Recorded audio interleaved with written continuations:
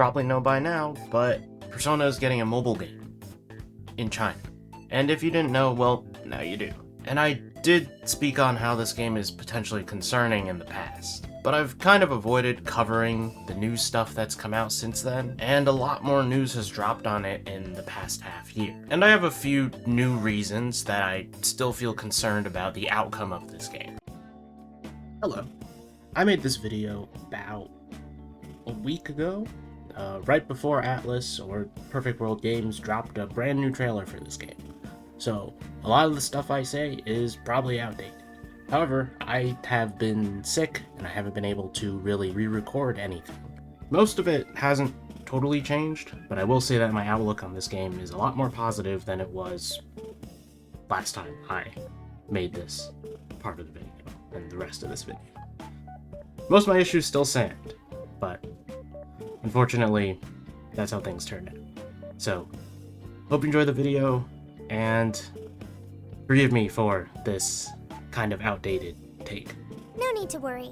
He's merely having a meltdown. My primary concern with what we've seen in the past few months is how many new Phantom Thieves there are. At this point, it's fairly obvious that this game is doing much more of a solo venture, where Joker and the original Phantom Thieves might show up at some point, but for the most part, it looks like the story is going to focus on a brand new set of Phantom Thieves. Right now, we only know really about one arc in the game, which sort of mirrors P5's first arc, but we'll get back to that later. What the hell is this? Despite only having one arc, we have seen 13 new Phantom Thieves, which I think is very hasty. My overall issue with this is that it's just incredibly unnecessary. I mean, why do we need to know about every single new character under the sun before it's time for their arc to even happen? This isn't a spoilers thing, this is more of just a numbers thing. It feels like the game is going to exist and just kind of oversaturate the already kind of oversaturated Persona 5 world. The original game had 8 main Phantom Thieves and Akechi, who is kind of more like an outsourced hire for a temporary job, and then, you know, the rest. Royal added Kasumi, and Akechi gets hired again on an outsourced contract. Strikers adds 2 more Phantom Thieves, Zenkichi and Sophia, and finally Tactica gives us 1.5 new members, I guess? We'll round it up to 2 for the sake of simplicity. So over the course of 3 games, or 4 games, technically I guess, the Phantom Thieves have had 14 members. That's overall not too bad considering the fact that the last 4 members have whole games to develop them as characters. Now P5X is going to have 13 characters at least, who I assume will be more than just pasted gacha units. I know they use the Persona 2's thing to describe the gacha units as cognitive beings or something like that, but I don't believe that will be their final form. I think these characters will be actual characters in the story. I feel like that only makes sense. Essentially the same way every Phantom Thief does.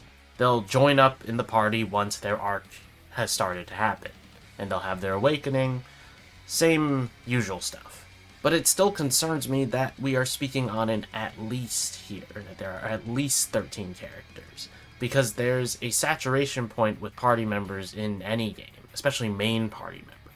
Actually, more so main party members. If you have side party members that don't really matter, then it's not that big of a deal. But I feel like we're almost beyond that point right now. And it is a gacha game, so of course you have to create units that people will want to pull for, because you need money to continue your growth. And obviously gacha is a very profitable market. You know, that's the way it is. But it's worrying to me, at least, that the game can seem so focused on creating and showing off these new characters, yet we haven't seen them in the story, and we don't know when they're going to appear in the story. I just skimmed it. But I've seen enough of that kind of thing to guess where it was going. And speaking of the story, getting back to the point I was making before, when is the main story going to stop being like Persona 5? I know it's called Persona 5 The Phantom X, but that doesn't mean you have to copy the exact same story from Persona 5 and just reskin it, kind of. The first arc is almost blatantly ripping off the Kamoshida arc. Maybe more in-depth it isn't. I think that might be the case, and it's like kind of a different concept, but there are a lot of similarities, and it's a little bit concerning on that end too. And I've already spoke about this before, I touched on this in my last video about P5X, but I'm worried that the game is gonna feel a little soulless if it continues down this path. But I don't know if it's going to continue down that path, which is why it's so hard and worrying to think about. In the end, I'm just worried that this game's story is going to be slinging previously tackled ideas and concepts until it's over, and that's kind of frustrating. I will send you an invoice for reimbursement. We have to reimburse you? And back to the primary concern about units and gacha units in this game, you could argue that the reason all these characters are being previewed now is for the gacha. And I would argue back that there's still almost no reason to show them right now in a playable state because you could change things about them. But I guess in betas, nothing is final. You get how it is. Games that have their own original concepts and stories are a bit different, because I know that there are games like Genshin that show off a handful of characters several years before they were made or will be made available to the player base. But Persona 5X is not an original IP. It's clearly molding itself around the same ideas that make Persona, Persona. So it still worries me that we're headed in a direction of either a gigantic cast or they're showing off all of these characters before the characters have had a chance to show up in the story. The only other direction I could see them taking this is the cognitive thing being almost to the point where any character from Persona 5 could have a gacha unit, as kind of like a what-if silly scenario. But as far as I know, Atlus isn't huge on joke characters either. So like you can't give, you know, Sojiro a persona or something like that. And if you want my evidence for that, look no further than the fact that Arxis wanted to do Dojima with Nanako as his persona in Persona 4 Arena, and Atlus shot that down. I know that was a long time ago, so things might have changed. So yeah, I have a feeling that's not the case. And if you're gonna ask, well, what are they supposed to do? Cycle the same units over and over until the next story arc is ready? No, but you could easily jam the cast of Persona 5 and the spin-off casts into a few separate banners or whatever they might be called. And if you want to go the costume route, you can create units using different costumes like Fire Emblem Heroes. You know, I don't know how that's going to pan out overall, but it seems like something they could do.